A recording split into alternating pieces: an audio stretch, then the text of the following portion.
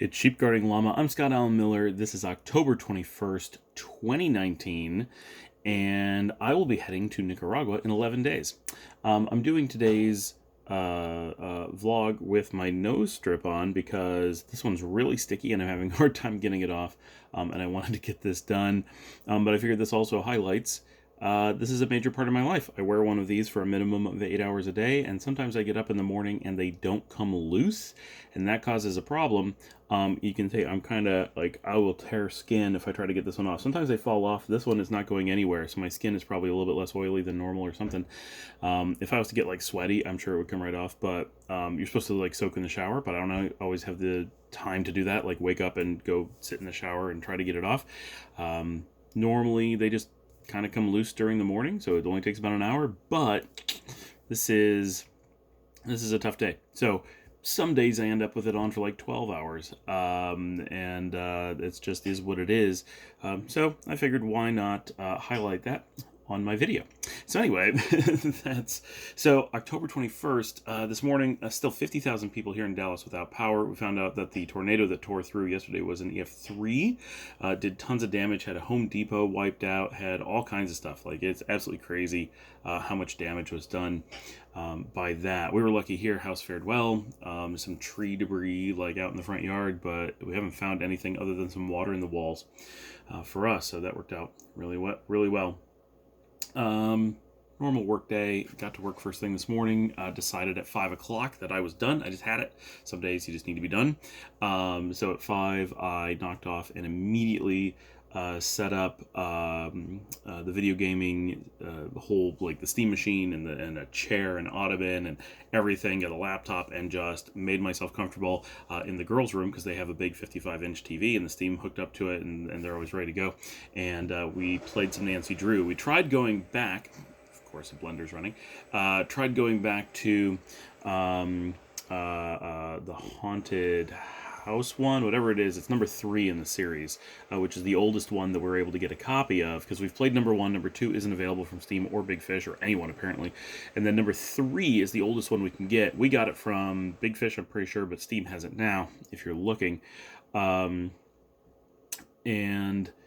it's so old. It's the oldest one that's not been remade, and boy, do you feel it. Now you know why they remade the first one and tried to remake the second one. They are practically unplayable from how old they are. It works. Lots of errors. The mouse isn't very accurate. It's definitely painful, and the mechanics frustrate the kids being that old. And so all of the old ones, the first like 15, I think we're going to hold off on them. We're going to play the newer ones and get the girls more into the Nancy Drew stuff and more like happy with it. And as they get older, the older interfaces are less frustrating. And maybe they'll remake some of them, but that seems unlikely. By the time we've finished everything that's newer, the old ones are not, maybe one will be remade. But right now, in the current state of things, they haven't remade a game in 3 years, and they haven't made a new one in 4. So with their new CEO and the situation at Her Interactive, there's every chance they're not bringing out games anymore, right? So who knows? They're supposed to bring one out this quarter, but this quarter is already partway through. They're pretty tight-lipped on release information, as for some reason video game studios just never give any information. And they've been saying it's just about to release for 4 years. So that it's set to release this quarter, it could mean 3 years from now, if they even stay in business, right? Who knows? Maybe they already went out of business. You don't know these things at game studios. They're so silent, just across the board. Even active good ones will tell you nothing about what's going on at their company. No idea what products they're working on. No idea what updates are coming. No idea if they plan to release for another platform. Everything's a secret, which of course code's a secret, because otherwise you would just cheat at the game and it would ruin the game, right?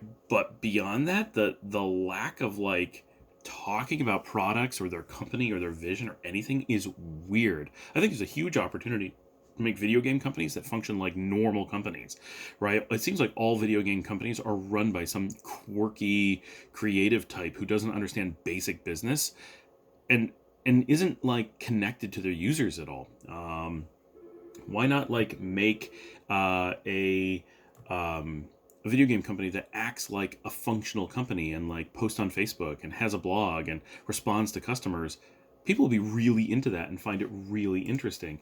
So I don't know. It's bit odd. Sorry, someone's trying to call me in the middle. Always a risk. I get so many calls. At this point, I'm spending 4 to 6 hours on the phone every day.